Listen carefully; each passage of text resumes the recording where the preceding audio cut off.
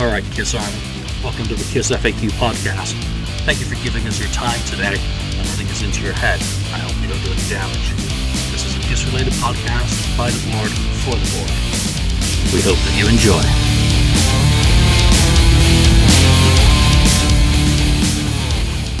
Welcome to episode 113 of the KissFAQ podcast. And there's some different faces on the screen today, so I'd like to welcome Jeff Westlake. Welcome, sir, Hello. And thank you for joining us.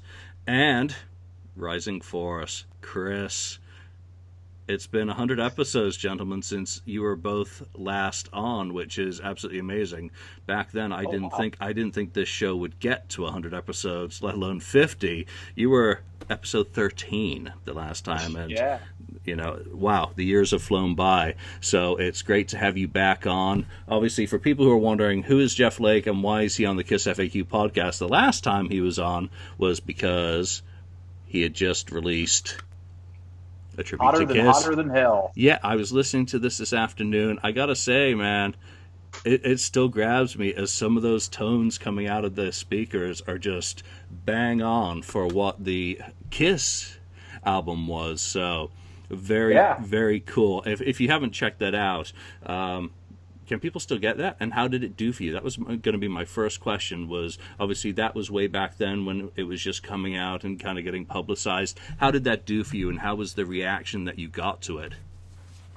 It actually did very well. I was quite shocked, to be honest with you. And they can still get it. You can still get it by going. Actually, we're going about ready to change.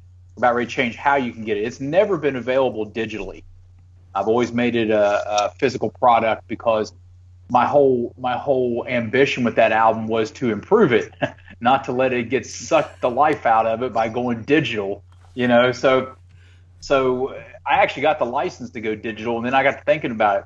And the guys that were with me are like, "Why would we do that?" And I'm like, "Yeah, you're right. Why would we do that?" And so it's a physical product. It's going to be available here pretty soon on the Hydrogyn.com site. And then I'm also going to be listing that with Amazon.com. You can get it on CD Baby and stuff like that now. But as things unfold throughout the rest of the year, there'll be more and more information that you guys will be able to pump out, however you want to. As usual, I'll give the information to Chris, and then Chris can give it to you, or I can send it to you same time, Julian. But it's still available out there, and I still get, at least monthly, I get comments about somebody's picked up the CD, so it's very cool.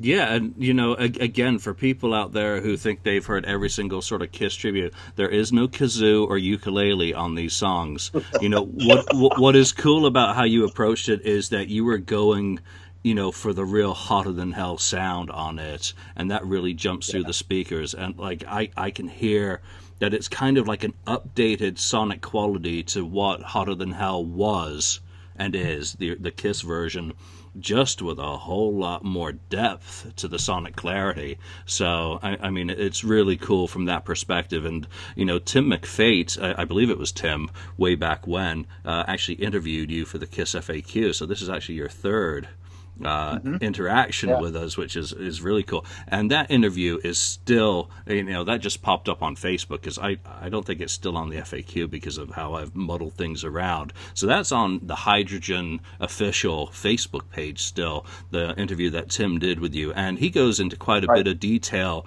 He speaks music. I don't, other than, I know which end of the guitar to hold. I can't tell you. You don't speak guitar and knees? I can't tell you what note I'm playing. I mean, I do know a difference between an A and an A suspended 4, but that's about it. Tim really knows music, so he went into quite a bit of detail about that. Chris, why don't you take over and take us to the next page?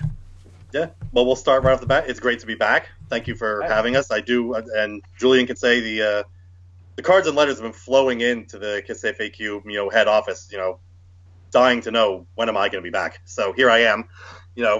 Everyone can rejoice. I'm finally back. I'm here. Thank you. My loving audience is here. God love you. And right now you're here. You can't ban anyone, so everyone's safe. It's a free for all. On in the background. Don't think I can't. Well, see, I was under the impression that this was a Trump executive order.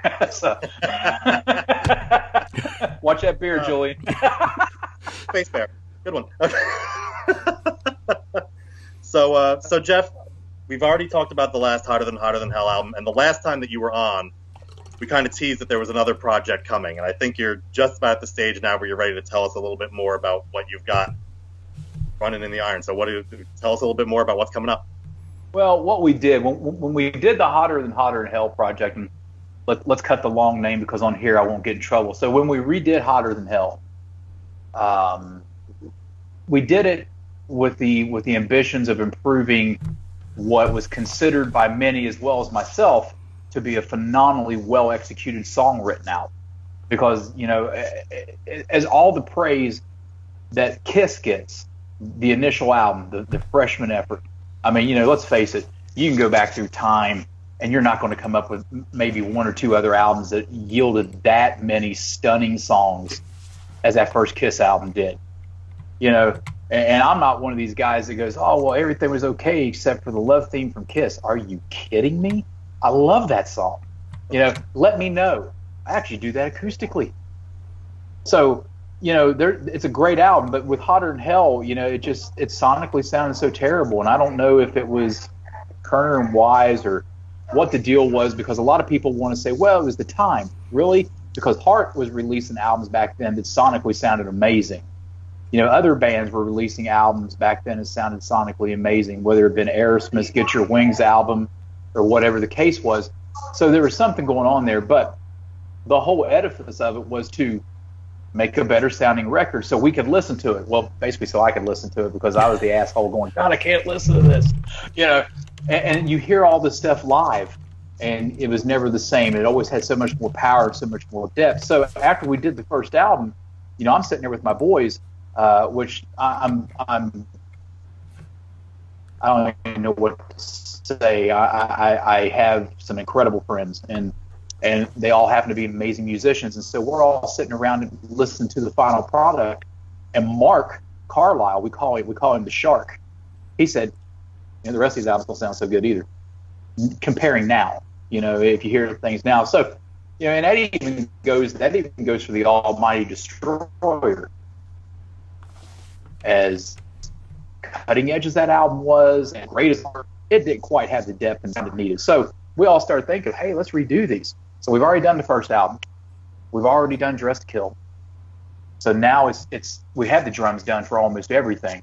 So now over the next several months, we're going to be finishing it up.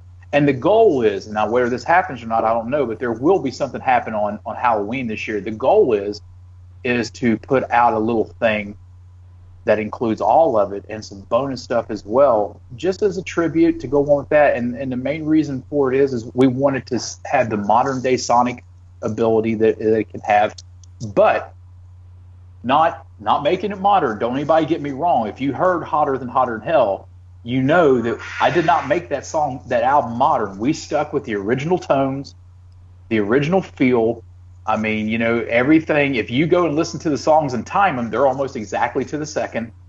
You know, we did everything the way they did it. We just want to get what we have today to offer that those guys didn't have back then.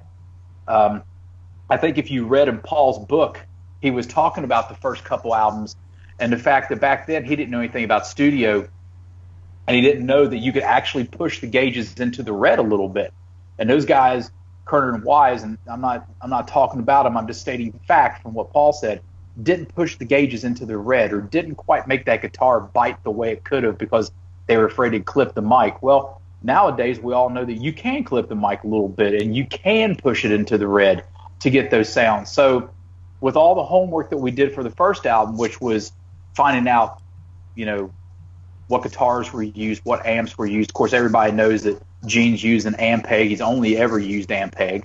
And you know, at that time, his custom-made basses, which were done privately for him, you know, but we went out and got a Gibson Grabber, you know, and we went out and got something that was very close to Gene's sound, and we sat for days until we got it.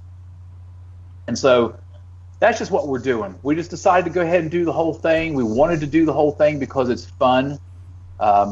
You know, we have a couple different angles that we're looking at it. We pretty much already have a name for the set, but I'm not going to give it away because I don't want some jackleg out there to go running with mine and Chris's idea. And so, you know, and I have to say for everybody watching that Mr. Rising Force, who's just above my head in this screenshot, is going to be credited with the name of this set.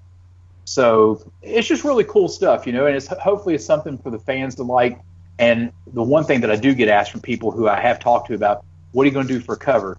Well, you saw the cover to Hotter Than Hell. It's going to be right along those lines. We're going to keep it all sexed up, but it's going to be a little more risque and a little hotter. Let me ask you something about, you're talking about capturing the sounds and, pushing things into the red. Where do you start with the song when you want to start trying to recreate the character, the sonic character of that sound? Do you start with the drums or do you start with the guitar? And then how do you approach each? Do you mess around with miking? Are you messing around with different kits, different setups? I mean, how do you approach it? Well, we went out and we got a 1974 Pearls drum kit, and you find out what Peter played. Is his rack across the front? Is it an 8, 10, 12? No, his was a 10, 12, and 14, 16. And you find out what kind of cymbals he had, and then you go out and you drag them behind the car for a while so you can get them all beat up and so they don't sound quite so great. And but we go that route. We go drums first, and we want to make sure that the feel. And with Peter, it's very important. It'd be a lot different with either Eric. If we were trying to mimic Singer or Carr, it would be a much different approach because those guys are more on it. They're on the beat. And sometimes in Eric Carr's case, he even pushed the beat quite a bit in the original stuff that he did. And then once he got in the band, songs like Strutter and Calling Dr. Love and some of the other songs, they changed because of the way that he pushes the beat. So we thought that was all cool. So we go with the drums and we sit there and study it. The guy who's drumming on all this, his name is John Cardellino. He's from Cleveland, Ohio, and he's got to be one of the top 2 best drummers I've ever personally been around in my life because the guy is just incredible. He's also the drummer in Hydrogyn, which is the reason why he's a drummer in Hydrogyn, because Lord knows in the past I've gone through some drummers. I mean, there for a while, Hydrogyn was Hydrogyn, and then in parentheses it had Judas Priest 2. Just like every album I went through a drummer, somebody blew up behind the kit. I was feeling pretty wild there for drummers. But so we go with the drums, and then after that, I bring in the Shark. I bring in Mark Carlisle, who is incredible in his right because he is attention to detail heavy. I mean, we'll listen to the song, and if there's a bass note in there and it sounds like that, Gene farted, Mark's going to fart in that spot, and and but he's got the feel. It's what Mark understands about music is he's got the feel. It's a big difference to go in and play something to play it. It's a whole different animal to go in and play something for the feel and to try to keep the original vibe of what was going on. And the most important part for us is to keep that original vibe because I don't want people walking away from it going, well, that sounded good, but it didn't really remind me of the old one. Everybody I've talked to, for the most part, about the Hotter Than Hell remake was they were shocked and surprised at how true to the song we stayed. And that's very important. Now, when we get into guitars, Julian, it's a Marshall's 1968. That's what they had. Yeah. We've got Gibson Marauders, a Gibson Les Paul with the old 70s, pickups in the D-series pickups like Ace had at the time. And you play with the gains. I mean, if you listen to a Kiss album, whether it be any one of the first 6 studio albums and include both live albums, you can distinctively hear the difference between Paul and Ace's guitars. Paul's much drier, much more in your face. Ace had more gain, had a little verb on it, kind of hid back in the back a little bit until it was time to really showcase. And so that's exactly the way we approach it. And to me, that's really important because this isn't a tribute to say, oh, hey, man, watch how many times I can sweep the floor with this sweeping guitar lick, and show off. And this is paying tribute to the guys who made people what they are today. There's not a band in the world that can't say that there wasn't some influence from Kiss or there wasn't some influence from Sabbath, kind of, just showing what I mean, and so we try to stick close to it. and all we're trying to do is just bring a modern day edge and sound. We don't want to affect the songs in any ways. We don't want to affect the attitude. We don't want to affect the vibe. We just want to affect the sonic of it, and that's it. Well, then you got the vocals too on top of that, and we've discussed this before too. It's mimicry isn't really what you're going for. We know musically we're kind of going for that, make it as much, and especially with Paul, it's just so impossible to really do Paul justice if you're almost doing an impersonation, but it's more important to get the vibe and get the inflection of, if you're looking for that, you need to take the song in that direction where you're really capturing the vibe of the performance itself. Vocally, you're not going to get someone who's going to emulate Paul, because virtually most people will tell you, cover bands, you can find people hit just about everyone, and the Paul is usually the sticking point that no one is happy with. That's the weakest link every time is the Paul Stanley. No offense to anyone who tries to do it. I give you respect for trying to do it, but even Paul has said, that he's Paul Stanley. He's unique. Yeah. Paul doesn't like doing Paul anymore. I mean,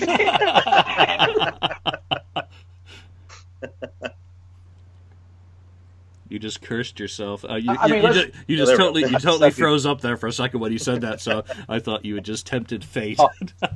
Let's talk about that. Why that came up and why that's in front of us. Paul can't do Paul anymore. Well, hey, look, that guy's a one of a kind. There's never going to be another one. There's not going to be another guy who can do what he does. And when I say that, I'm not just talking about the vocals. I'm talking about doing what he does from an entertainment standpoint, from a musician standpoint, from a vocal standpoint, from a creative standpoint. And everybody talks about, Paul's voice isn't quite what it used to be live anymore. Well, how many shows has this guy done? And never, ever in my life until he started having the issues a few years ago, did he ever pull off a note. Yep. If the note went here, he went here. Yep. It wasn't, I'll do the octave of it down here. Paul believes if you pay for a ticket to see Kiss, you see Kiss. Mm-hmm. Not a reasonable facsimile, but you see Kiss. And you've seen them recently, right? I've talked to you. I know you've seen them recently. I saw the last date of the last American tour, September 10th, I think it was, in Huntington, West Virginia. Freaking amazing. And his voice, why he didn't go to those notes anymore because he understands what's going on. He still put on the great show, but his voice was strong and sounded amazing. Well, the best thing for him is that he's come across now that he's understanding his limitations more, and he's singing not better maybe, but smarter. And he's just keeping it within himself, and he's trying. The issues are there. There's no one can deny that you're going to hear croaks if you go listen to a YouTube video and find it, but it gets masqueraded in the live show. It's not as big of an issue if you're there amongst all the spectacle as opposed to watching the clip afterwards. When I went to Vegas and I had people around me and he's singing, when I was kind of focusing in on the stuff that I knew where to kind of listen, then you hear it. But, when you're part of the experience, I'm sorry, you're still wrapped up in the Kiss experience, which is the show. It has always been the show. And, I got to say... It's the greatest show on earth. I still have a tremendous amount of respect for Paul Stanley. Yes, his voice is not what it was, but Paul Stanley still preaches from the rock and roll pulpit. He is up there. He is preaching the gospel according to the rock and roll. To the audience, he is still leading the congregation. He's still the ultimate showman. He's still the ultimate frontman to me. Very few people have that sort of command. When he is up there and you're looking up at Paul Stanley, the Star Child, I go all little boy. I'm a total fanboy when Paul's up there. You look at Gene, it's like the God of Thunder. Paul Stanley, these two guys have done so much for American popular culture. It's just incredible that they're still up there doing it. So, you're lucky. They've actually done a lot for American popular culture, and in a lot of ways have probably affected a good majority of Japan's popular culture. Yeah. Sure. Look at the stuff they just did here recently. What was it we were talking about yesterday, Chris, when they did that thing? Yeah, good Lord. You didn't see him coming asking Aerosmith. Well, they came in and asked Kiss. Enough said. I love Aerosmith. I love Steven Tyler, but it's not Kiss. Well, and the one thing you can still say about Paul and the way he is today is that we kind of fans, we sit and analyze everything, but if you read the reviews of virtually any show, maybe 1 in 100 mentions something about how Paul's struggling these days. Kiss are for the casual fan now. They're not for that diehard. They're trying to hit the masses and hit those casual fans, and to them, they are lost in the live show. And it's not something that is a deal breaker to them at this point. Paul could still carry on for another couple years at this point. Paul's struggles are totally irrelevant to the Kiss to the Kiss spectacle. I mean, if he was going up every night and having this thing, that'd be a different story. Yep. But he's not. I mean, he went and had a surgery. He got that fixed. And, I mean, the man's just being smart about it. And like I said at the beginning of when we started talking about this segment right here, there'll never be another. That is a uniqueness that I think there won't be another as long as the three of us are alive. You know, that's a uniqueness to itself that needs to go down as what it is. Won't be another Gene. I mean, you know, even though Spiro comes really close, it's still not Gene, though. I mean, there's little things here and there, you know. So, hey, you know, God bless Paul Stanley. Well, when it comes to vocals on the records, man, we just try to come as close as we can on this stuff. I mean, we're not going to sound like Paul. Nobody's going to sound like Paul. No. But what you can get is you can recreate that energy. You know, recreate the verber and everything that goes on with it, and try to put the fan in that place again, even though it's a different tonality. You know, but I got news for everybody. I don't care what cover band you go see, whether it be my bros band, Rock and Roll Over Tribute in Canada, or Mr. Speed, or whatever. Like you all said, unfortunately, the guy playing Paul, I'm sorry. That's a tough mountain for that person to climb. They have the hardest job in that band because it's yes. The fan is going to be that's the front man. That's the first person you notice. All three other guys can be completely fantastic, but it's going to jump at you immediately if the Paul is out of step.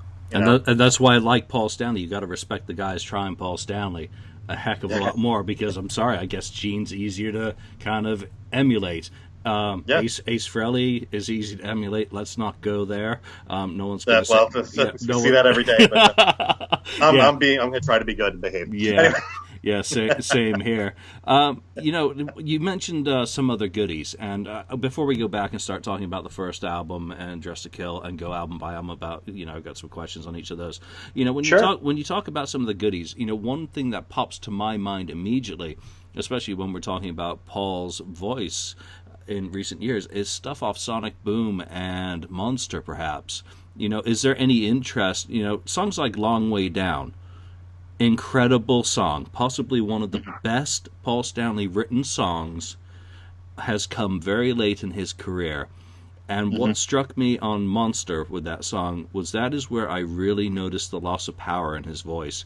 You know, any interest in kind of interpreting or, you know, kind of doing material as late as that, you know, when you talk about doing this sort of recording project? There has been some thought about it. You know, when I step away from Sonic Boom or Monster, I think a lot of those same things. I mean, you know, my problem with Sonic Boom and Monster, and even though Paul produced it, you know, I'm not going to try to knock on him, but those albums are too dry. They're too dry. They're not deep enough. There's not enough depth. I don't know if Paul wanted to go back subconsciously and pull Kerner and Wise all over again or whatever, but those albums could have been a lot bigger and they could have been a lot better because I think the songs on those albums, most of them are just like, wow, they can still write like this, you know. And then one of my favorites is Back to the Stone Age. Yeah, I just love that song, man. I can't help it. But Long Way Down is one of those songs that I remember the first time I heard it. When it ended, I just kind of looked over at Jeff Boggs, who's my brother from another mother, and the guy who plays all the solos on the Kiss stuff. He's like a human jukebox. He just knows it.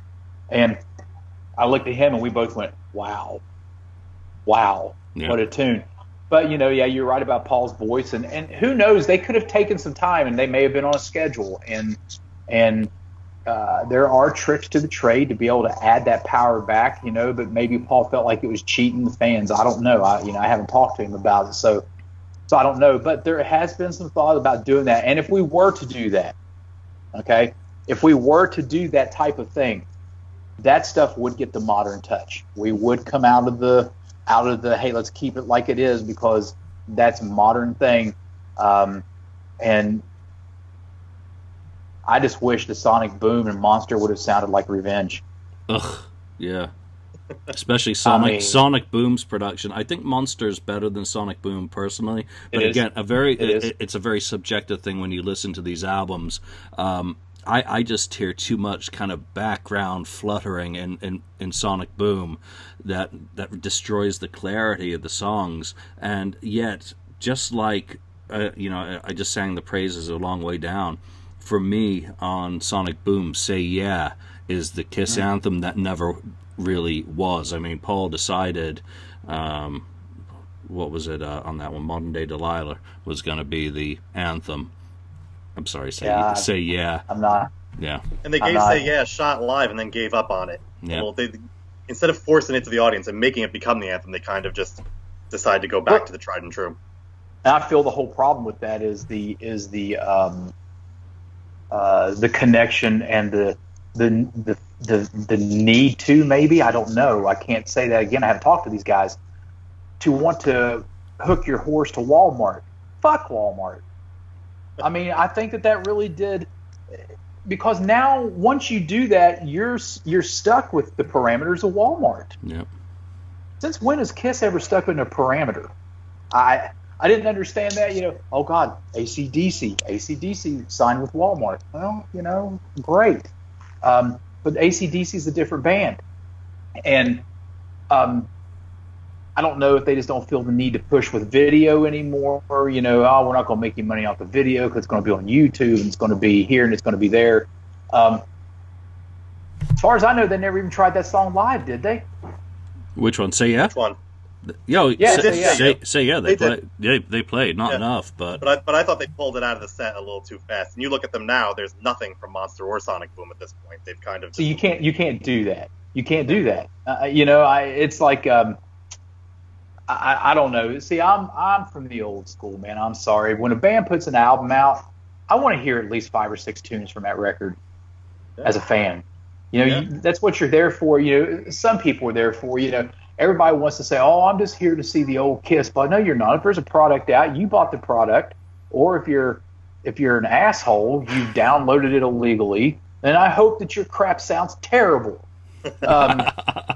But and so they're listening to it and they're doing their thing, and I've never been of the school of thought that Gene and Paul gave up. But yeah, I'm trying to remember if he played Modern Day Delilah in Huntington. I don't think I heard anything off those 2 records. Yeah. But to their credit, when Monster came out, the first handful of shows, I mean, they did the cruise first, and then there was South America. They did 4. Or did they do 5? I'm not even remembering. They did 5. I mean, they even did Tommy songs, so Yeah, but then 2-3 shows later, boom, back to the rest, and it was down to just 1. And that's what they do. They get, and I think Bruce has done interviews with this too, where he's like, getting them to change the set is just something that, yes, they often like to, for years, blame Ace and Peter and say we can't play anything new with them.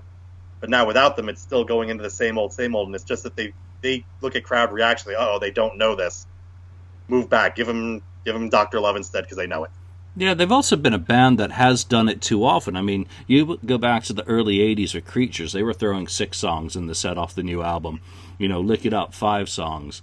And then it was declining. I think Animalize, Burn Bitch Burn, what lasted one show, thank goodness. But right. That song shouldn't have made the record, but that's another. Yeah, but that's a whole different conversation.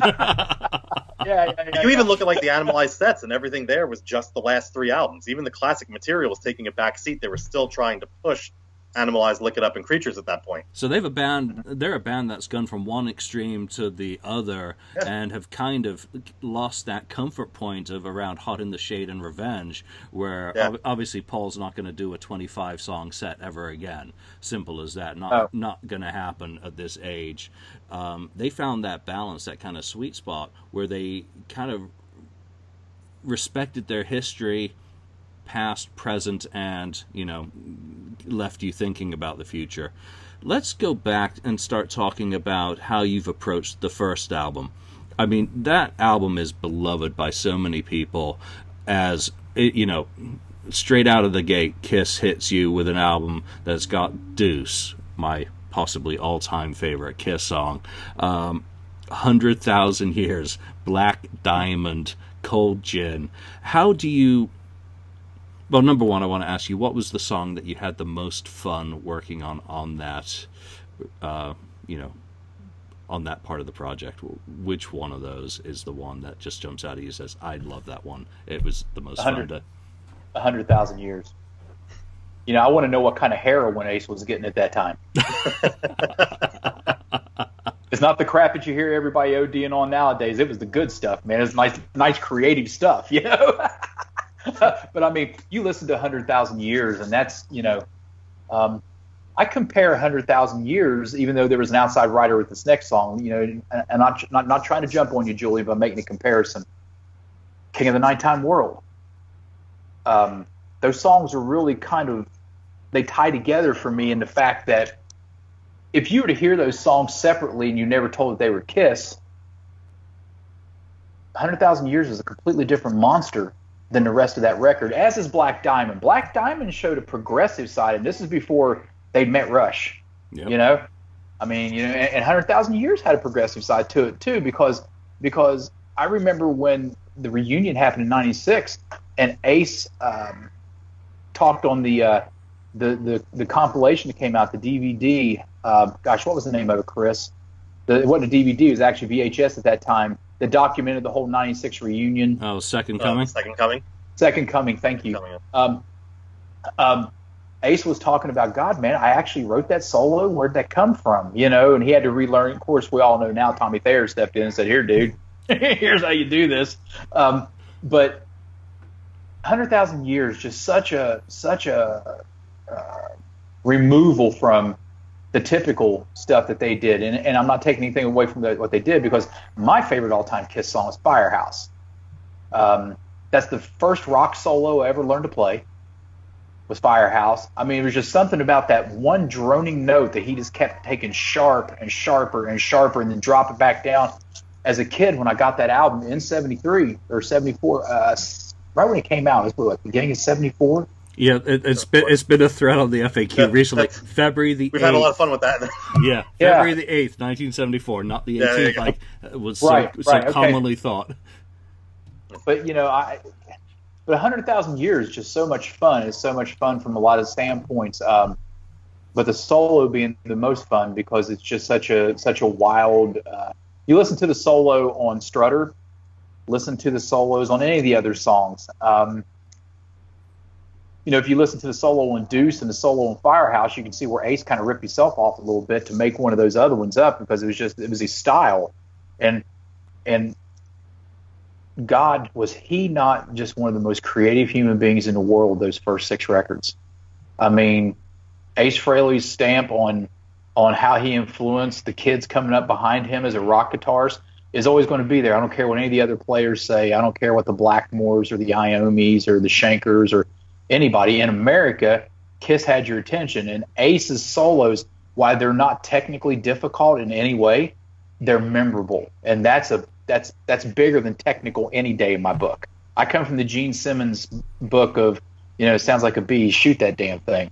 And so I come from that style. But 100,000 Years was really, really the song that, that you just kind of look at and go, oh, wow, this is going to be really cool. Let's go to the opposite side of that question then. Which song on there is not? Which is the one that's forced? The one that you're like not particularly interested in? I don't know. Did you include Kissin' Time on the album? What do you think? It's there. Probably, yeah. That would be the one that's forced. Yeah. Yeah. It's just a basic 4/4 swing. And I even thought back in the day when I got the records as a kid, and I'm really upset about it, because as a kid, you get older and you think, I've got one of the original Kiss albums, and come to find out, nope. This was a 9-song release first. It didn't have Kissin' Time on it. So, but that song's a little bit forced, just for the fact that it's just, I don't know. After you get into it, you start playing it, you're like, and it was kind of thrown on them. Oh, So, yeah. I mean, absolutely. we now know that it was Neil Bogart, and you know Yeah. that they were very reticent about doing it, and he promised not to put it on the album. It would only be for the promotion, and well, tough The shit, kissing kiddies, contest. you know. That's it. Yeah. Then you go, shh, let's go to the pressing plant real quick. Throw that thing on. Welcome to the industry, boys. You know. Yeah. So, Yeah, what exactly. about Exactly. love theme from Kiss? You mentioned that at the top of the show. I mean, did you find yourselves going in and going, let's put Acrobat back on the end of there, you know, or was it just how do you approach that one on the album? Well, when we were doing Hotter Than Hell, you know, Mark was coming in and he was playing some parts, and we'd sit there and I'd go, I think they threw that in on the live. I think they threw that in on the live version. That's not on the Hotter Than Hell version. And he's like, "Oh, you sure?" And I'm like, "Yeah." So we're very stringent. You know, if this is the way this album is, that's the way this is going to be now. And because again, like we talked at the very beginning, hey man, it's all about the vibe. You know, it's all about the original vibe. I don't want to stray from it. And I'm not sitting here saying that we haven't redone live either. But you know, You wouldn't be the first band, right? I mean, Kiss kind of did that, didn't they, in the first place? That's true. you know, yeah. Well, We're not supposed to know about that. you know, whatever happens on the record is what we're going to do. And there are, you know, it's just there are thoughts like on Parasite, for instance. God, man, what a great jam Peter had going on the live album, you know. And then you sit there and you want to do it. And John and I talked about it. And I'm like, nah, man, we're going to keep it to the simple. You get 4 bars and you're out. You know. And yeah, I'm sorry. I know you want to play, but not today. You know. But they're always a thought, Julian. It's always a thought. But at the end of the day, it's got to be about that product and how it was originally released, and that's how we keep it. Fair enough. Yeah, I want to go on a tangent quickly, and Chris, I'll Sure. let you get back Absolutely. into the show in a minute. There's sometimes I listen to a Kiss album and a song grabs me for some reason, and I go and pick up my guitar. I then load up a tab site and I say, okay, how are they playing that? I see if I can figure it out for myself first. Then I see how someone else thinks they've done it, and then, you know, I think these tab sites generally suck. They're totally wrong. And then I play with the progression. I get it down, and I'm like, okay, that sounds a bit like Kiss. And then it takes me off into my own music. It served as an inspiration. It's when you've been working on any of this stuff, has it ever developed into screw that, I'm going somewhere else with this right now? It's inspired you musically into something, to write something of your own, to start kind of working on ideas that are not Kiss. Oh yeah. Yeah, I mean, that's happened a lot throughout the years. A favorite term of Geezer Butler's from Black Sabbath is, I may have pinched that, you know? Yeah. You know, and so, yeah, I mean, I've probably written 3 separate songs just off the riff of God of Thunder. You know, and there's only so much you can do, you know, but there is inspiration from things, you know. Parasite, for instance, good Lord, what a great riff. And, you know, you sit there and listen to that riff and you start playing with it. Yeah. And I've actually used that riff in sections live before, in guitar solos live and things that we do, and in Hydrogyn or other things that I do live. You know, so it's a great source of inspiration. And then probably the biggest one, you know, how many drummers have you heard throw in and try to emulate the beginning of Strutter? You know, even if it's in the middle of a song, they'll put it in there. I mean, you know, those things are just all also inspirational. I tell you, one of the biggest things that I found inspirational was when we were doing the second Hydrogyn record. And it was really funny because our sound man, who is also very instrumental inside the studio with us, his name is, we call him the Rev, and his name's Dave O'Chandler. And we were sitting there doing, I can't remember, maybe This Life or something like that. But he goes, hey, remember that keyboard, Nothing to Lose? Let's put a piano right there, just like that. And, I mean, look, you know, it's just like that. You can't get away from things like that. And one of the things that aggravates me the most, Julian, is when people go, oh, well, you know, Kiss are okay musicians. Really? you can kiss a lot of my ass, because if you've never tried to go back and redo their stuff, they're clever. God, they're clever. Paul's really clever. Paul doesn't get enough. I remember a couple years ago when Ace was ripping on Paul's rhythm playing live, and stuff like that. Well, I can rip on Ace's live playing live too. And hey, dude, watch the edge of that stage. Oh, there he went. But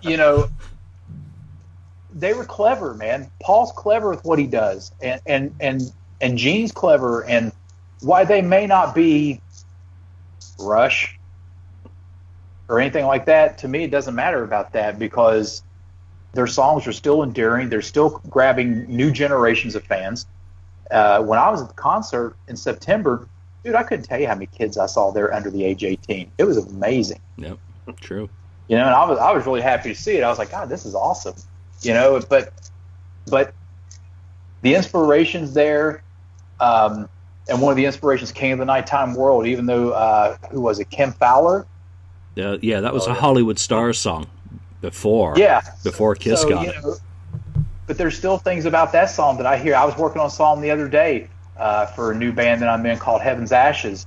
And it's going to be a serious 80s record, because that's what everybody wants to do. And so, hell yeah, let's do it. And I actually caught myself ripping off the main chord progression of King of the Nighttime World for a song.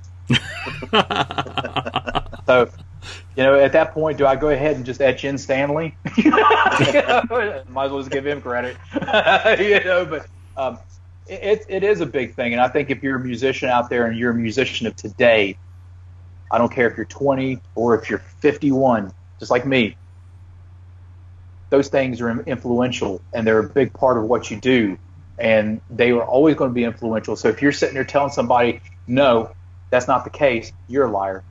Absolutely. Well, Jeff, I think you and I were discussing this yesterday too. A lot of Gene doesn't get a lot of the credit he does, and unfortunately, I think a lot of that is brought on by himself, because he takes a backseat and he puts himself down. Actually, he does a lot of self-deprecating stuff. With the show is what's important, and it's about this, and you're playing is secondary. But in reality, the guy's a monster player, and he doesn't really pat himself on the back the way that he probably should. No, Gene's the Donald Trump of rock and roll. Intentions are great, delivery's great. What he does as a person is great, but he has that moment of stupidity where he just can't help himself. I don't know what. Yeah, he just can't help himself. But Gene Simmons as a human being, wonderful. As a bass player, so underrated. Yep. Like we were talking yesterday, Chris, some of the walks that he does in some of those songs. Yeah. I mean, let's face it, Love Gun wouldn't be Love Gun if it wasn't for the bass line in that song. The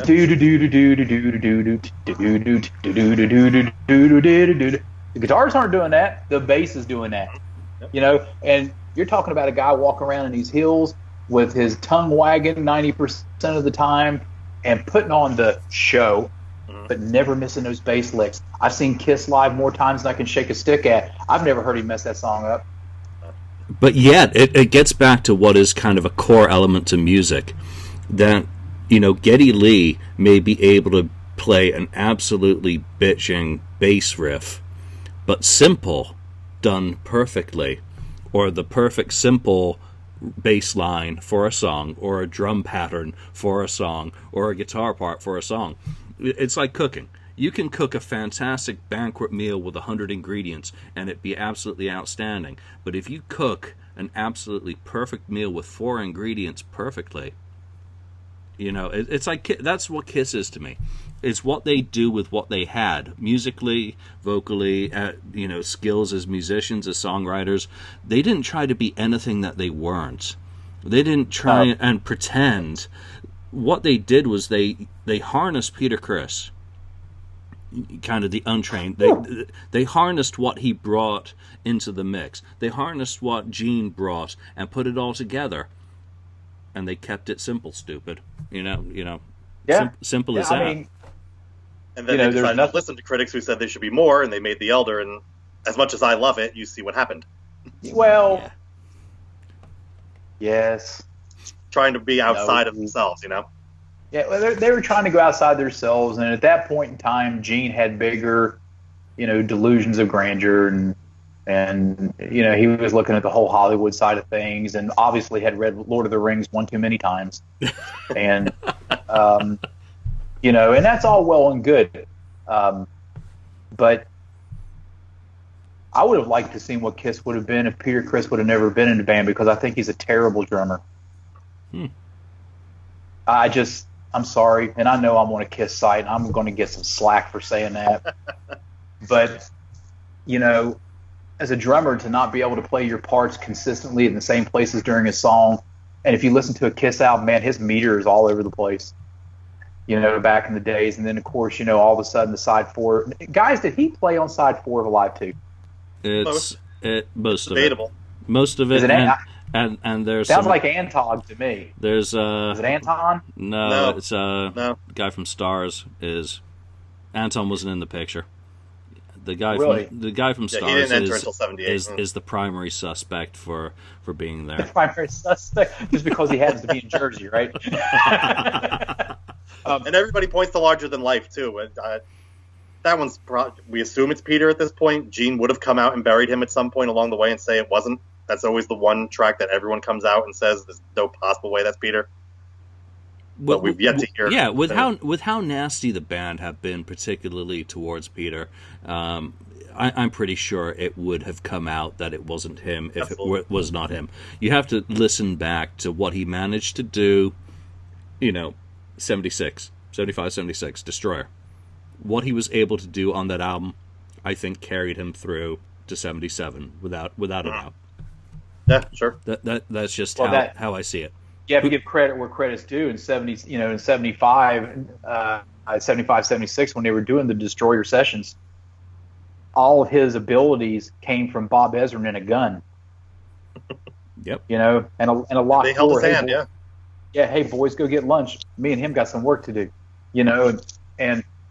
But at the end of the day, I just get so tired of reading the articles about how great he is, and that's third person talk. And it's just. But what is great? When we talk about how great Peter Criss is, I think we got to separate the image from the musician and say that a lot of these guys in the position of where they were, Ace Frehley influenced a lot of people because of what they saw on stage. And I'm going to say that the same is equally applicable to Peter Criss, that he was a part of Kiss. He was the guy behind the kit with the sticks, and that the impressionable kids in the audience who wanted to be drummers, or maybe didn't know they wanted to be drummers until they saw Peter Criss, going up on a levitating platform, flames coming up the side. Right. I think it's equally valid to be inspired by someone because of what you see without knowing maybe the technical details of his background and his training or lack thereof, and what he did on the album. So, to be fair to him, and I'm not trying to deflect. Oh no, I'll be fair to him. I don't think. No, I don't. I know, and I know in no way thought you were. I don't think the Kiss would be Kiss today if it wasn't. If Peter wasn't in the band. I'm talking strictly from a musical standpoint. I would have liked to have seen somebody like an Eric Carr in there from the very beginning, but would have Eric Carr have had the mojo that a Peter Criss had? I'm in full, complete, and total agreement with the diehards out there, Mr. Colatrella, that Peter and Ace's involvement in Kiss circa 73, I don't know, I guess through 80, 81. If you take those guys out of it and you try to redo it with two other guys, we wouldn't be sitting here today. Yeah, we wouldn't be sitting here talking about it, because those guys brought their own mojo. They brought their own thing. When they were good, they were good. When they were bad, they were terrible. And they had their demons, and Paul and Gene did too. I mean, in different ways, But gosh, man, I personally now I couldn't hear a different drum solo in 100,000 Years on the Alive album. I mean, I just can't. Yeah, I don't care what anybody says about that solo. That solo captured a moment in time. Yeah, the woulda, coulda, shoulda. I mean, you could apply that to the bands. With Motley Crue, I'm just going to pick some out of mine. Nikki Sixx. Yeah, Sixx. Come on, bass player. I mean, basically, He is? well, allegedly. Come on! He might have been. Would they have been a better band? Because most of that stuff that he wrote was actually written by, other people. So, I guess you can take the same thing and apply it to other bands, because when you get past the image, would Motley Crue have survived without having a guy with his image in it, because he was so integral to what they are? I mean, you can go into other bands, Wasp, into it's endless. I mean, imagine Metallica with someone who knew how to drum. I mean, come on. Yeah. Hey, at the end of the day, you're like 1,000% correct, because it's a package deal, and if you want to go watch four guys stand on stage, as was once put by Gene, in t-shirts and blue jeans, go ahead, see how exciting that is, But with Kiss, it was a full package. It was music, and that music was good. Everybody says it's not. The entertainment, the four separate characters that they created, culture in general, comic books. People are going, "Oh, that's stupid." Really, is it stupid? How stupid would you think it was if you were on the other end of that paycheck? I mean, come on. I mean, it's not just about the paycheck. It's about what these guys created.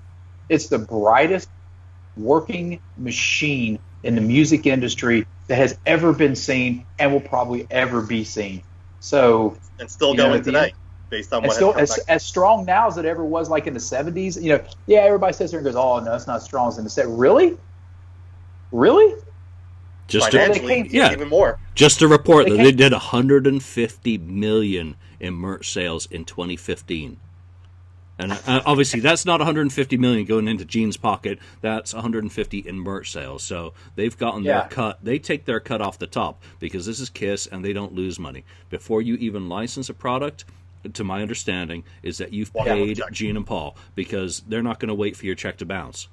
You're not going to you're not going to get that license unless Daddy gets paid. So holy shit, this is 42 years in. For every detractor who criticizes anything about the band, they're making bank. Simple as that. Yeah. And they wouldn't be making bank. And you have to understand, I have two different opinions of this whole thing. They're different opinions on both sides of this fence. They wouldn't be making that bank if it wasn't for Stanley, Simmons, Fraley, and Chris. Oh, without end of story. That built it, yeah. Despite any limitations of the originals, that's where it was all built upon. It took all four. It's so in vogue to be revisionist. So let's go talking about being revisionist to a certain degree. Let's go back to Dress to Kill and you guys approaching that album. Sure. That album is notable, I guess, for lacking guitar solos. I'm not a big fan of it. It's kind of like the Ron Nevison album of the early, original albums. It's kind of neutered. I like it less than neutered. Totally neutered. That's great. I just don't care for it. I mean, it needs a shot of Viagra. What is the favorite song on that album? Approaching it from a musical basis when you're disassembling this stuff and trying to recapture it and make it more dressed than Dressed to Kill. Oh, Julian, that was slick. Like that. Nice, that was man. Good. That's the beer talk. Chris, write that down. Actually, there's a few songs on that album that really stand out, and the first one. Let's just start at first. Let's start at one. Loved Room Service. God, loved doing that song, man. That was Paul at his best. That kind of tongue-in-cheek type tune, and the energy from it was really, really grandeur, and I love that song. Now let's go to the last. All of us can talk like this because we are from that era. Let's go to the end of side one. Let's go to Rock Bottom, okay? Let's go to Rock Bottom and talk about the Fraley Stanley written tune, which really isn't the Fraley Stanley written tune. It's two different songs that were merged as one. Right. Okay, that song was great to do. Power. That was the sign. That song, and then of course Rock and Roll All Night, and in some ways other songs too. But Rock Bottom's anthemic, very anthemic. You know, bam, bam, boom, boom, boom, bam. Just the way they broke up the guitars, and they created space to breathe and to work and to live, and for the song to reach out and kind of like, you know, jack slap you around a little bit, and especially live. But that song was a lot of fun to do. She, just because I love it. I love She. I just love that song. But the surprising track off that album that was a lot of fun to do was Love Her All I Can. Oh, that's always fun. Holy That crap. song, That just riff. a great riff. That riff. Yeah. I mean, isn't it? It's like happy, but not too happy. It's just got such a groove to it. When I started trying to learn that one on guitar, I was like, you know, you start bopping your head and you're like, I feel like I'm in a 60s band here. I mean, it stands out. It's so different than the rest of the material. Well, now, we're talking a few minutes ago about pinching. Now, Chris has got it, and I don't know if he's listened to it or not. I think I sent it to you the other day. There's a song on my new solo album, my new blues album, that I totally pinched Love Her All I Can riff for the song called Midnight Whisper. Mm. You know, it's got it's almost the exact same progression. It's just tweaked, slowed down a little bit. There's a little different roll at the end. But yeah, and I remember when I was in Hydrogyn, we did dates with Ace Frehley. And he played that in his live set, and he always did it in sound check. I was like, God, man, that's just such a great riff. And he played it so effortlessly. You know, he would sit there and sound check and play it, and of course nobody could hear anything else because his amps are so loud. But it's like God, man, am I bleeding? How am I looking? You know, but yeah, that was the songs. Really, really, really bored with Come On and Love Me, and was really bored with Rock and Roll All Night too, because there's no solo in it, like you said. Yep. You know, it's like you just get warmed up for that big crescendo of a solo, and song's gone. Getaway was fun too, but it wasn't as fun as the other ones. I mean, Room Service, Rock Bottom, She, Love Her All I Can. Those songs stood out. I've always felt that Dressed to Kill is like a good guitar learner's album. You know, stuff like Come On and Love Me, you know, was one of the earliest songs I learned. You know, when I was first starting on a guitar, it was like, okay, this is kind of easy to figure out. And I'm talking rhythm. I'm not talking lead by any stretch, because I'm not in the lead. And, you know, so much of that stuff is just, it's a fun album to play. So, you know, that's one. When I think of the sonic quality of what you did with Hotter Than Hell, you know, I look forward to hearing that particularly, because that's the one that's the weakest link for me. Well, we'll see what happens with it when it gets into the mixing stages and all that stuff. I don't expect anything less out of it than I did with Hotter Than Hell. Same players. We use the exact same players on this. So the one good thing about saying that is the quality is going to be just as good as the other one. And who knows, it might even be better, because now everybody has had to live with it for a while. So, you know, the longer you live with something, the more adapted you come to it, and the better you play it. Yep. So, although I don't know if we could do Hotter Than Hell better. God, that was so close to being dead on, and made the hair on my arms rise up. I was like, wow, listen to that.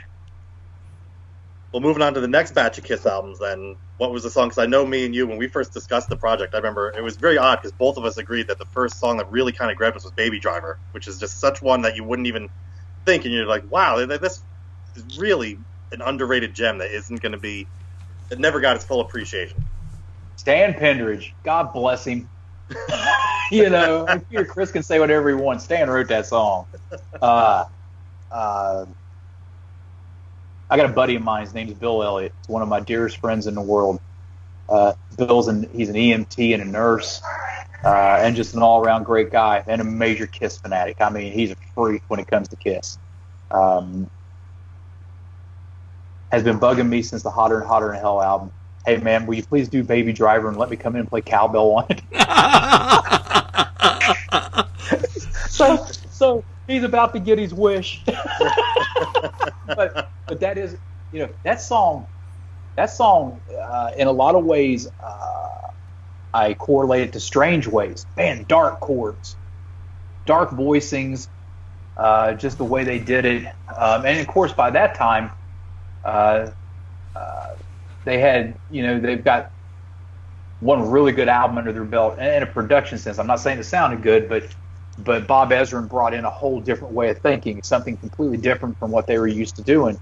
And then they go out and they hijack Led Zeppelin, Jimi Hendrix's producer, and bring in for Rock and Roll Over. But Baby Driver is a great tune, a lot of fun to do. You talk about a song that grooves. Oh, I love it.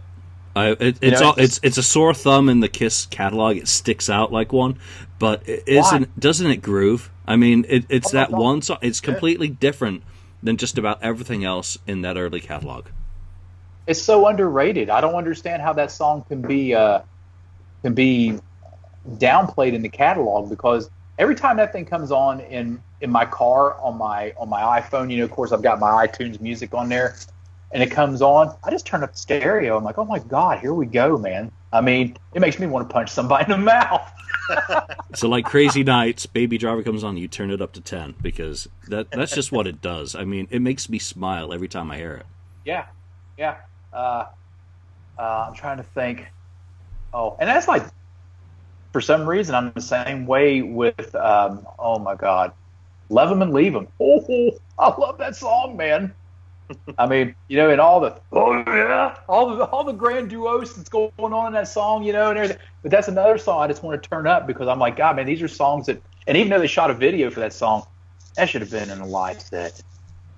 And it didn't make it until 2006, I think, was the first time. Well, they did do it back in the day a handful of times, right? Yeah, they rehearsed it, and they did they did perform it. A handful, yeah. It's believed at least at the first show on the tour, and it's just so fun. I mean, where Baby Driver makes me smile, I mean, Love 'Em and Leave 'Em. How can you not? It's like a living caricature of Gene in a song, wrapped up, served to you on a plate, steaming with, dripping blood. How can you not? I mean, it's just so Kiss. It's awesome. Oh, yeah. And it worked so good. It worked so good when they did the video for it, and then you're like, wow, they were promoting Rock and Roll Over, and they didn't do Dr. Love. They did Love 'Em and Leave 'Em instead. It was such an odd choice, and for me, I'm glad they did it that way, because Love 'Em and You got to wonder at that time if they realized what Dr. Love was. I mean, Dr. Love on the Rock and Roll Over album is good, but my God, the Alive 2 version, man, that's like two different bands doing that song. There is a reason why I call Rock and Roll Over the very best Kiss album, because it encapsulates for me everything that they were as a rock and roll band. It's got the humor, it's got the innuendo, it's got the production, and by God, it's got the songwriting and the performance. What those guys were best at is just playing rock and roll music, not... Bob Ezrin took them to the extreme of their ability and their talents. That's as far as they were ever able to go. Because to me, The Elder is the exact same thing done again. It didn't break any new ground for them, even having a crap story, kind of, a mishmash. It's not really fair to call it crap, because Star Trek was a good movie, Star Wars was a good movie, and Lord of the Rings is a great book. So it wasn't new. It didn't break new ground. It was just Destroyer done again with new songs to the same... With a different theme. Same recipe, different theme. Yeah. Rock and Roll Over is basically the first album done again with the correct producer. So if you think what would the first album have been with Eddie Kramer? Well, go back and listen to the 70s. Was there. Listen to those Eddie demos. Was there those original demos. Yeah, listen to those and listen to the difference. I've never understood why Eddie Kramer didn't do the first album. As a kid, I didn't know about that stuff. At let's see, 74, 8 years old, I didn't give a flying about who's producing a record at that time. I just knew it sounded good. I knew what I liked. But as time went on, a couple years later, I started understanding it. Then I heard the Zeppelin albums. Then I hear that big drum kit. And I'm like, wow, man. And then you find out, reading through magazines like the little geek that I was, oh, God, who's this Eddie Kramer dude? And then you see it on the back of a Hendrix album, on the back of a Zeppelin album. Then you find out later that he did their demos. And you're like, WTF, man, what's going on here? I would have gone out and found the budget for Eddie Kramer because, Rock and Roll Over sounds so good. It was done so right, and it was with the producer that had the correct attitude for Kiss. It's like he knew what to do with them. You know, I can understand why Dress to Kill, why they took the route they did. You know, because at that time, you know, let's face it, Casablanca was on a life support. Yep. And you know, they were probably on life support when Hotter Than Hell was going on too. And the live album, you know, they bring in Eddie Kramer at that point, you know, maybe because they just figured let's just give one last ditch effort. And why he didn't go on to do Destroyer, I don't know. But I agree with you. A lot of people say that Rock and Roll Over and Love Gun are the best selling records of the first six, and they are. But I also say that Rock and Roll Over was here. Love Gun kind of slid a little bit. It got that dry treatment again. And I don't understand what that was. I don't know if they were in a hurry because they were so hot at the time. They had smaller time in the studio, and Neil wanted to get everything out to keep the money, the cash flow going. I don't know. But Bingo. Rock and Roll Over, freaking killer record, killer songs, killer attitude. I almost didn't even touch that record because of the fact that it's so good. Yeah. I almost said, I don't know if we should touch this or not. But we went ahead and did it. But man, that album to me is the quintessential Kiss. Without a doubt. And I think the difference between that and Love Gun, because Love Gun's got some tremendously good songs in terms of their technical structure. Come on, I Stole Your Love. Shock Me. Come on, Ace. You know, they're not performing live. And exactly what you said is they were rushed. They were on a very tight budget. They went way over budget, and they split the difference eventually. There's paperwork that I guess I should share up on the fact scan side one of these days about what happened with that album. Yeah, do that. I want to see it. Yeah, there's some great documentation on that album. So they go in and it's bada bing, bada boom. Record the album. You're out. Right. With Rock and Roll Over, they had a little bit more time, so they go in and they're playing live. And that's the difference between a band playing its material essentially live and then going in and overdubbing. Whereas when it came time for, Love Gun, and I hate Love Gun in terms of its sonics. It's like Dress to Kill. It's like Crazy Nights. Again, it's taken the edge off that material, which could otherwise be extraordinarily good. So let's talk about Love Gun. How do you approach that one, and do you do anything with that? Because it's missing that top end, totally missing it on the Kiss version. Do you try and put that back in, or do you keep it, I think that Love Gun is an album, if I had to sit here and describe it, I would describe it as mud, sonically. It's a very muddy album. There's not a lot of cleanliness in there. You don't get a lot of matter of fact, you get no separation in your frequencies. You have lows, mids, and highs. And what a lot of people don't understand is you have the low lows, the mid lows, the high lows, the low mids, the mid mids, the high mids, the low highs. You go on, and so there wasn't a lot of time. It seemed like, and again, let's go. Come on, you got to go. And then I could see Neil standing behind Eddie, going, "Come on, we got to go. I got to make money. I got to keep these guys on the road." And I can see all that happening. Now, whether that's what happened or not, I don't know. But with approaching that album, I'm approaching that album very similar to the way that I'm approaching Hotter Than Hell. We're just going to make it sound clear. We're going to separate everything so that people can hear you. Because I don't know about you guys, and this is my feeling. But when you go and listen to Hotter Than Hell, and you go back and listen to the original, so in some cases, for the first time, you're hearing things in those songs that you never really heard before, because of how I cleaned it up, and how we what about the frequency differentials, and made sure that things snuck through and things breathed better, and the low end didn't sound like woo, woo, woo, woo. It actually had definition, on the version that we did versus the original version. Gosh, man, it's nice to hear a kick drum, isn't it? I mean, it's like, oh wow, there it is. And we painstakingly listened to that stuff because John wanted to make sure that he got the right amount of kicks in there, and there wasn't a ghost note or something like that. And so I took the original album into the studio, in through a filter, and we kind of separated it out so we could listen to it.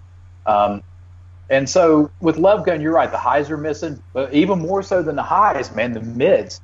that album doesn't crunch like Rock and Roll ever did. Yeah, true. You know, and there's a lot of crunch missing. And Rock and Roll is all about the mids. You know, if you get the mids right, if you get the mids where they're supposed to be, and those guitars, as Paul put it, are in the red line just a little bit to get the bite, Yep. and to do the things that you needed to do.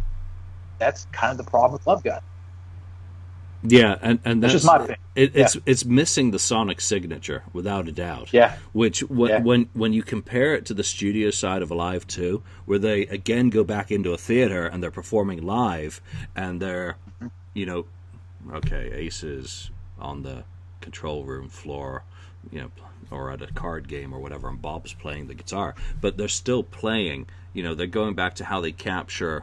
You know, here's the thing for me with those albums. This tells me that Paul Stanley, if he's ever going to do a new Kiss album, kind of needs to get back to that organic kind of, you're a band, you play the material. I'll produce it.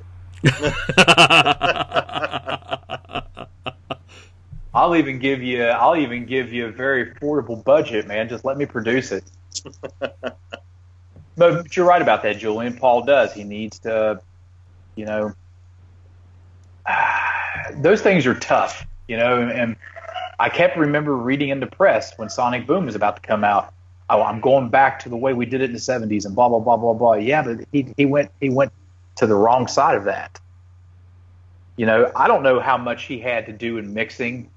I don't know if he was. That's where the problem is. He was on the a new major stuff, player. The mixing and the mastering are what kill those albums. I mean, because it's not the recording. They're using class, so they're going analog to digital the right way. I say this, do it how you did it in the 70s. Do it in 2 weeks. You're going to give yourself 2 weeks. You've got the songs. Paul Stanley knows how to write a freaking song. Gene Simmons, well, he will bring you 50 songs. Sorry, go ahead. Gene knows how to write. No, I'm sorry. I should have cut you off. Gene knows how to write, too. I mean, you look at some of the classic Kiss songs from the 70s, and that guy knows how to write. If his mind's on it, it's done. Yeah, but you also look at some of the classic songs from the 70s. Calling Dr. Love is the perfect example. How many different demos exist of different chunks of that song? So Gene Simmons knows how to write in chunks. You just have to take the right pieces and put them together. And that's what I think Paul Stanley is good at saying. Gene, this is a good section. This is a good section. Boom. Now we put them together. Whereas, you know, Gene just doesn't have a filter. He's just not capable. Whether it's his Twitter account, whether it's his songwriting, you know, like you said, he's the Donald Trump of rock and roll. Does not have a filter. He is. So, you know, he totally writes. He writes some absolutely brilliant lyrics. He writes some fantastic parts, and you know, when he gets Binky to play it, he gets some really good stuff. So, you know, that's kind of where, if they ever do it again, and you know, please, you know, Gene, no one cares about. I hope they do. I was going to say no one cares about your 150 demos, but I'd be lying because I care. You're going to buy it. Yeah, you know you're going to buy it. I'm totally going to buy it. I'm totally going to buy it unless I have to buy a $4,000 book to get the fricking songs. That'll be coming. That'll be the deluxe edition. You know that'll be coming. So Jeff, we've talked about pretty much the first 6 albums, Jeff. I know you've talked about maybe throwing in some bonus things, some Alive 2. We discussed yesterday maybe some Elder. Maybe you want to belt out some Just a Boy. That would be fantastic. Dun dun dun dun. Once was enough for that song. What else do you have out there that you think you might throw in as the little trinkets to throw in as a little bonus? Save your love. Well, you know, we've talked about The Oath. We've talked about I. We've talked about Only You. We've talked about Mr. Blackwell. We have also talked about Is That You? Nice. From Unmasked. We've talked about Torpedo Girl. We've talked about She's So European. Everybody's in agreement that we're going to do Charisma. Nice. You know, so we've talked about lots of things. We have also gone on and talked about doing what we all feel should be the real version of Lick It Up. In what way? Giving it something more than just an A chord. Why? Change. Why? Why, you say? Oh. Man, you're just going to hurt Vinny's feelings. Well, we'll be sure to let Vinny know when someone ever talks to him. Give Vinny my Skype account and have him call me. If anyone could find him, I'm sure. I'm sorry, we got Meredith on line 1. Yeah, really? Oh God! Well, this is really going to be a great project, Jeff. I'm really looking forward to when that comes out. I want to get to some Hydrogyn stuff with you and some of the other projects you're doing, but I just want to touch on one or two quick Kiss things while we've got you first. Since the last time we had you on, Rock and Roll Hall of Fame happened. Yeah. And what did you? Because I know for me personally, we all love the band, but that was kind of the one thing that got me where I was like, okay, Paul and Gene, you really got to suck it up, and for the fans, go up there and play a couple songs with these guys and just do it. That's where they kind of lost a little bit on me. But what do you think about what they chose to do that night, and versus which members got in and who didn't? Well, the members who got in had nothing to do with Paul and Gene. That has to do with that so-called board of directors that runs that big glass building in Cleveland. I can make a case for Carr and Kulick getting in. Absolutely. I love those guys, and they were there during a highly visual time where they were on MTV every day and helped keep it afloat. I mean, Vinny did a great job on his two things. I could maybe make a case for him. The rest, I understand. Maybe make I a would case be for happy to Vinny. see any of them get in, but I completely understand the fact that the ones who made it were the ones who made the impact, or the ones who should be there. I've never had a problem with who made it in and who didn't, although I'd be happy for Carr and Kulick again. But man, you've got to go in there that night and play something instead of just walking up and walking out. I personally think that the thing that would have been right would have been to have played. I also think that if you're going to do that the thing to be right is to let anybody and everybody who's still alive, because we're missing Mark St. John, right? Yep. And Eric Carr, yeah. Yeah, Mark was never a major contributor. I mean, let's face it, Paul actually did a lot of the lead work on Animalized. And Mark come in and play some stuff, but he didn't have any creative input on that album. And then Bruce was in by the time that the tapes dried on that album. Well, he actually played some of it, too. Yeah. Bruce is actually on Animalized, so. I don't care what they had to say about the Hall of Fame. It's a farce, and I think everybody really kind of sees that. But it's the Hall of Fame is more for the fans, I think, and the fans' ability to reach out and grab something and go, "Oh my God, look how great this is," than the actual musicians themselves. And I think that, wow, man, I would have liked to have seen a stage open up, and I would like to have seen Simmons, Stanley, Fraley, Chris, Singer, Kulick, Thayer. That's it? I would have liked to have seen Vinny. Yeah, because I'll tell you right now, good luck finding him. If it wasn't for Vinny Vincent, I don't think Creatures and Lick It Up would have been as successful as they were. No. Absolutely. Vinny's importance can't be understated for what he did. Yeah. There's unfortunately a little bit too much water under that bridge. I don't see them ever calling him. Yeah, and that's too bad. I mean, it really is, because Vinny disappears behind all the legalities, and he comes back again, and God, here comes revenge. Yep. Mm-hmm. Yeah. So, yeah, I mean, Vinny Vincent is basically responsible for re-energizing and bringing back and resurrecting a career twice. Yeah. And Paul and Gene can say whatever they want, and to their fairness, they've both said he was a brilliant mind, a brilliant songwriter, a brilliant player, but that little thing called narcissism just got him. Yeah. You know, but I would have liked to have seen them played. I think them getting in the hall was overdue.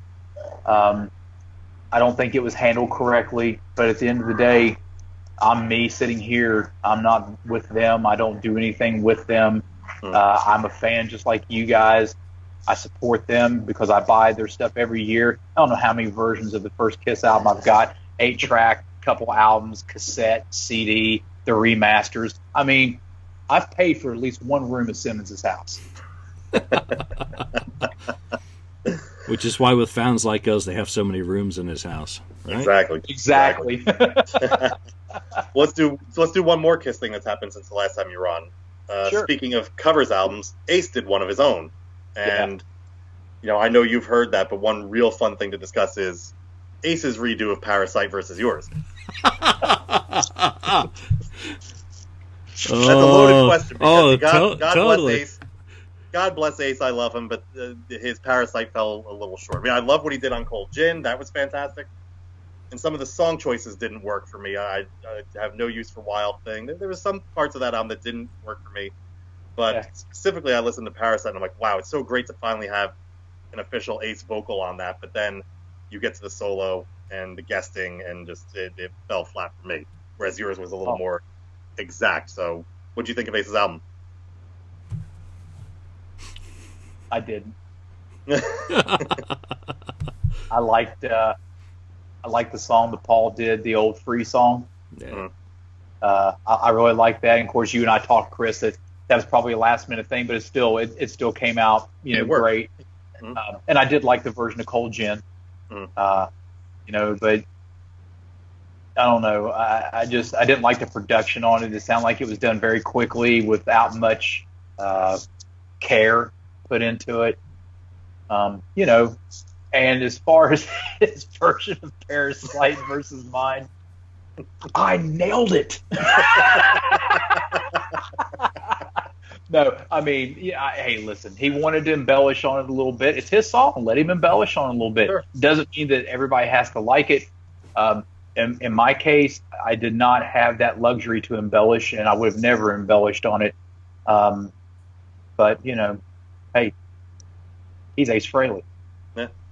It's the end of the story. Great. Well, let's touch on some of your projects that you have going on now. Sure. We have the first new Hydrogyn album in quite a while is coming, and that got held up a bit because we've had a lineup change and some fun things that have happened here. And now for you guys, this actually kind of ties in with Kiss in a way because you've moved on from a highly visual part of your presentation of what the band was.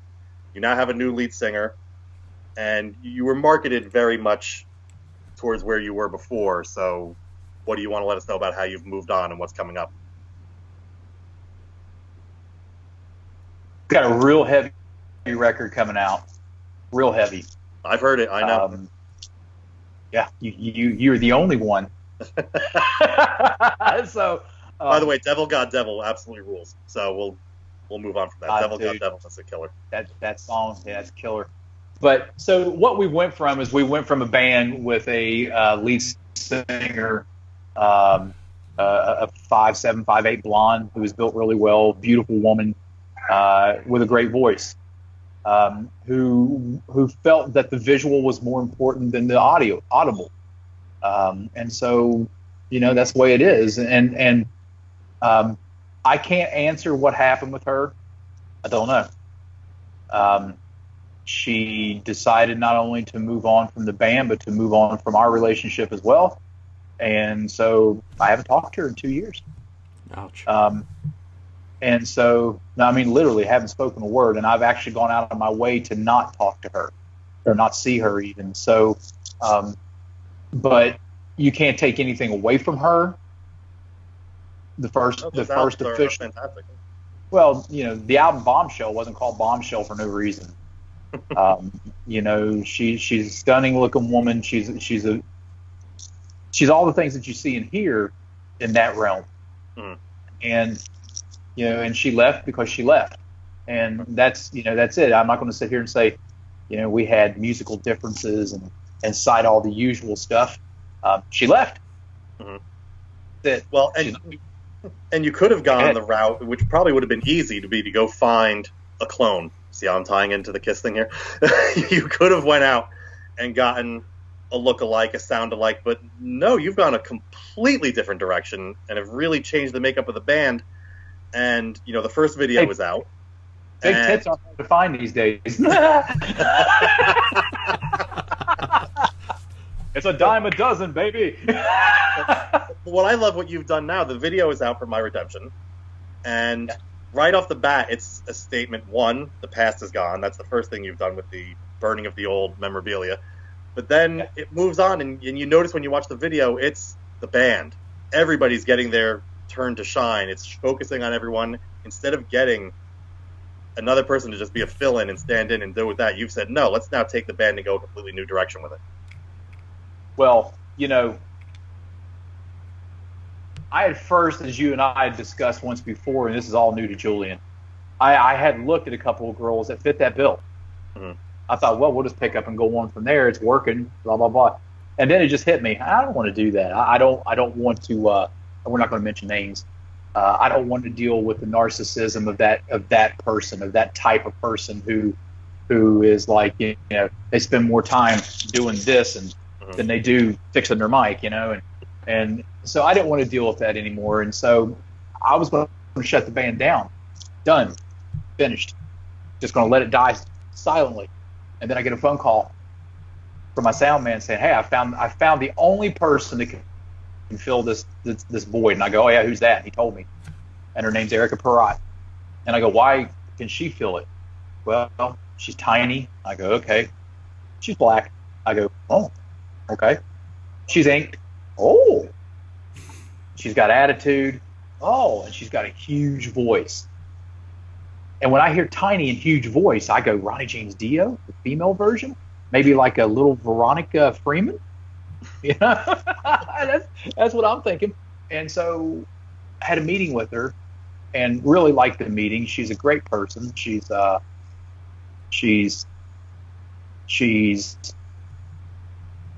quite amazing, actually. Owns her own business, man. She's got all kinds of irons in the fires, and she does great things. And so I gave her some music, and I gave her the music to Down in Flames, Chris. That's the music she got. That's the very first thing she got. And then we went and saw her. She was sitting in with the band, so we went and watched her sing. Blew me away. I can't remember what song it was she did. It was a Journey tune, man, and she was just crushing the notes. And I was like, wow. And then I heard her get some attitude in her voice, and I was like, oh, there's that black coming out. I'm going to get me a Blackie choir, you know, or something like that. You know, it's going to be cool. But what a great person, you know. And so we brought her in the studio, and she came in completely prepared and just killed it. And so I was like, okay, you're in. And then how's the reaction been? So the word of her being in has been out there for some time. Has there been any backlash, really, or it's really just been straightforward? Wow, great! This is where the band is going. Let's go hop along for the ride. Well, first of all, the world of difference between her and Julie. The world of difference is Julie was a very stationary person on stage, and she didn't have a lot of movement. Great voice, just not the showmanship side of it so much. And Erica, on the other hand, is all over the place. You saw the video. I mean, her aura is as big as the freaking moon, man. I mean, you will pay attention to this chick. And not because she's egotistical, not because she wants to be that person, but you'll pay attention to her because she's delivering a message, and she wants you to know what that message is. You know, and that's the big deal. Now, people find out, you know, I've got people just email me here in the last couple of weeks. They saw the video. What the hell? Where's Julie? I'm like, what rock you been living under? You know? It's been out for a long time, yeah. It's been out. It has been public since January of 16. Yeah. I mean, you know, and maybe even before. I think I put up some posts of her like turned around backwards in the studio with me and Chris and some other things. So it's been out there for maybe even 18 months. I don't know. But you had the naysayers. You had the people go, oh, and then the video comes out, and then all those emails come back to me, and they're like, oh my God, I don't know, I wasn't expecting that, dude. That's awesome. And so you're not going to forget the band before because of what it was. If you're a fan, you're going to always remember what was. Absolutely. And especially if you liked it, let's pay credit to where credit's due. Julie, I guess it's Davis now, but Julie Westlake earned her keep. Mm-hmm. She more than earned her keep, and that's always going to be a fact. But now Erica Perrott is earning her keep, and Erica's existence inside of this band has allowed this band to go and be what it really should have been, which is more aggressive, more on edge, more about what today is. I mean, we kind of cross. I always tell everybody, what's the new album like? I go, it's kind of a cross between Judas Priest and In This Moment. Because Erica brings that real aggressive, and it's the kind of stuff that what's her name from In This Moment, the bombshell, brings to the whole situation. But you got the guys in the band. We're all older, so our influences are Sabbath, Priest, Dimebag, and Pantera, and all this. So we, in the late stages of the band, we were doing more pop-driven stuff because that's what Julie wanted. That's how she thrived. Now we're back to doing where we left off with Deadly Passions which Deadly Passions was much more aggressive and absolutely heavy than Bombshell.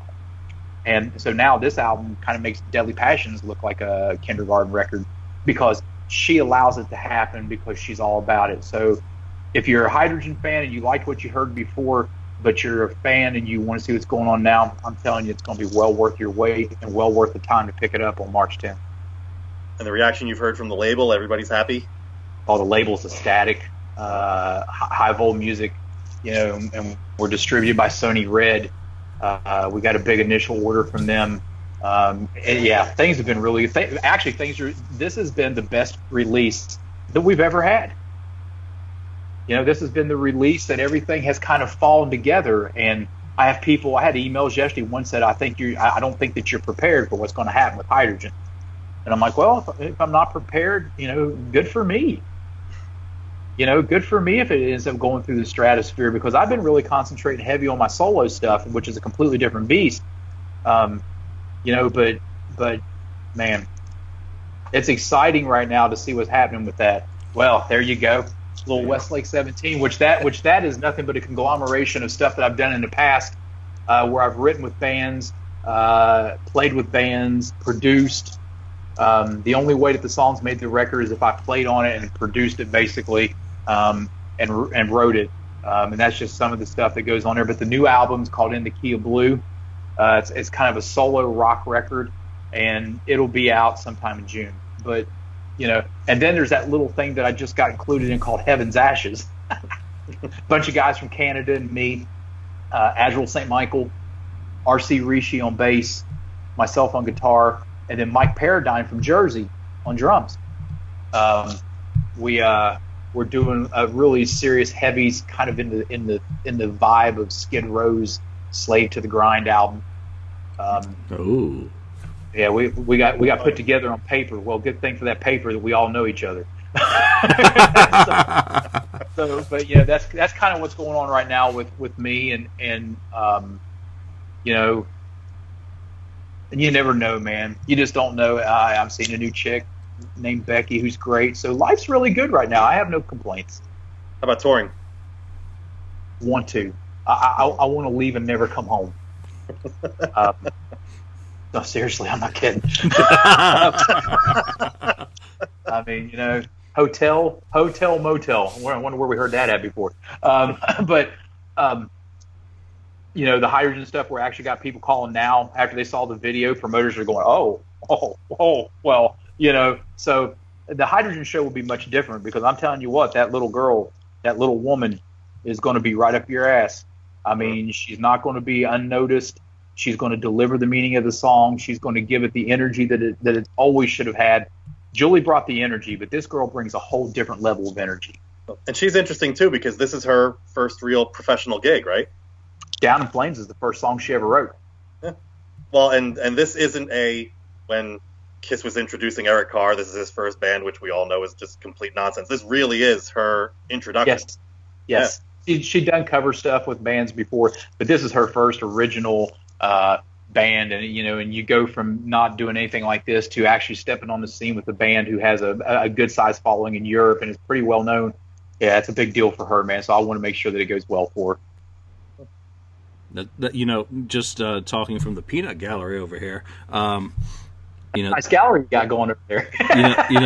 That's a great attitude to have. I mean, it sounds to me like it's a new chapter starting for you and the band.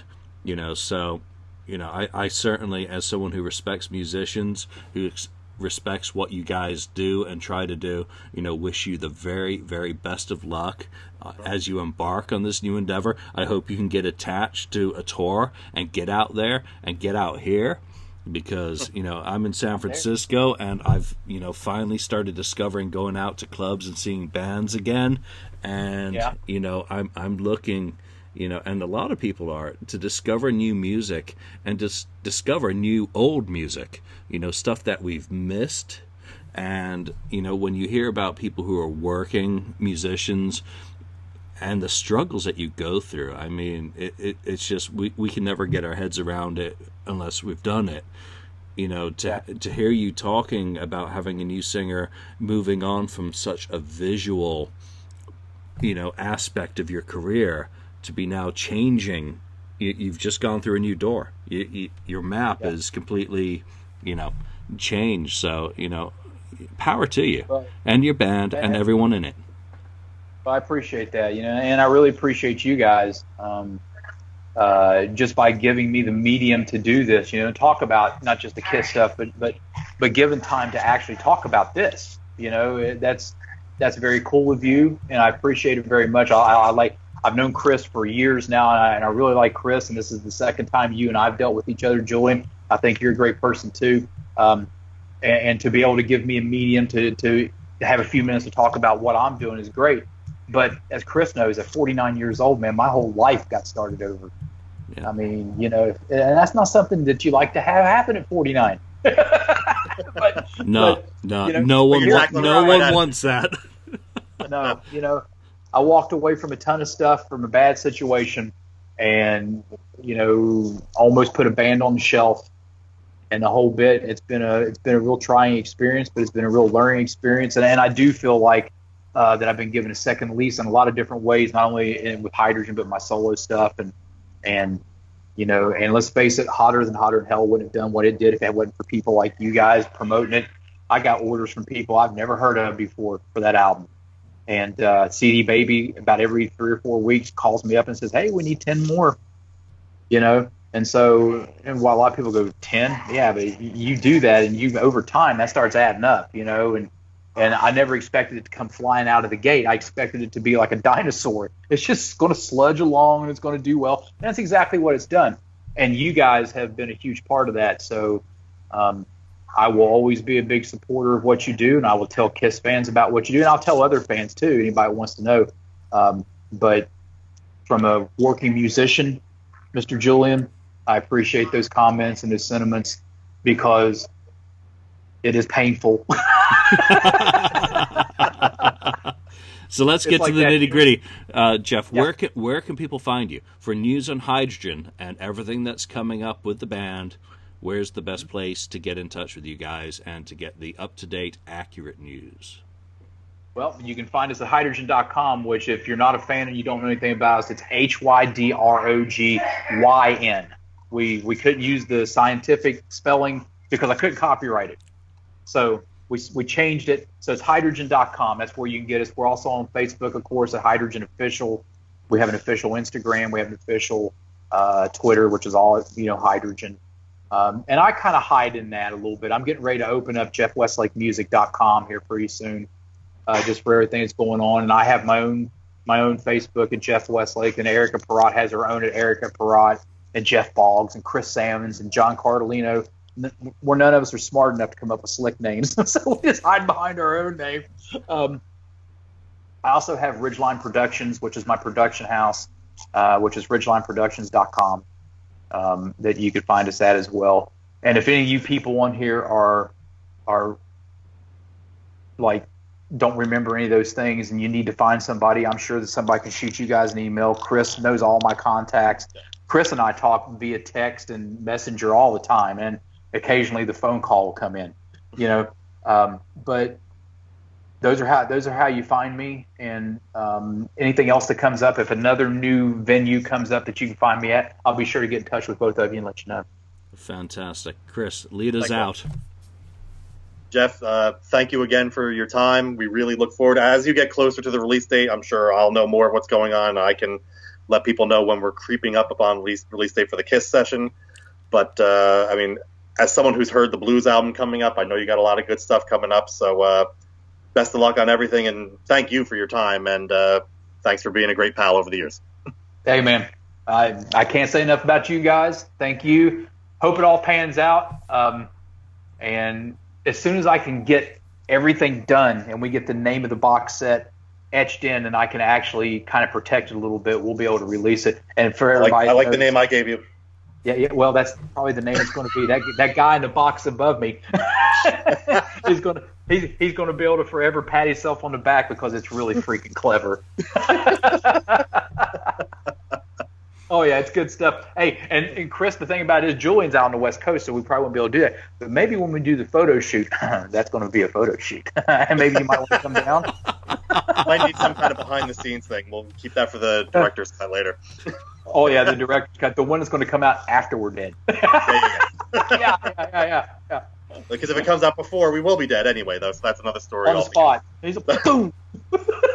Thanks a lot, Jeff. We really appreciate it. Best of luck with everything. And I'll be talking to you soon. All right, guys. Hey, have a great evening. Julian, you still got a lot of the day left. Damn it. So anyways, you guys have a good evening, and thank you very much again. Awesome, Jeff. Well, thank you very much. I'm going to lead us out of the show. So wherever you've been listening today, do join us on Facebook, on the KissFAQ message board, wherever you listen to this show. We thank you for giving us your ears, and as always, we hope we haven't done any damage to your brain. But thank you very much, Jeff and Chris, for joining me today. We hope you enjoyed this episode, and we will see you next time. So thank you very much. Bye for now. Have a good evening. Bye-bye. Jeff, thank you very much. Take care, man. Julian, thank you. You guys have a great evening, okay? Thank you for spending time listening to the KissFAQ podcast today. All sales are final. There are no refunds. If you'd like, look us up on Facebook or come over to the KissFAQ message board and discuss the topic we've broadcast today. Don't forget to rate us on iTunes, Spreaker, or wherever you've listened to the show. We hope you'll join us again.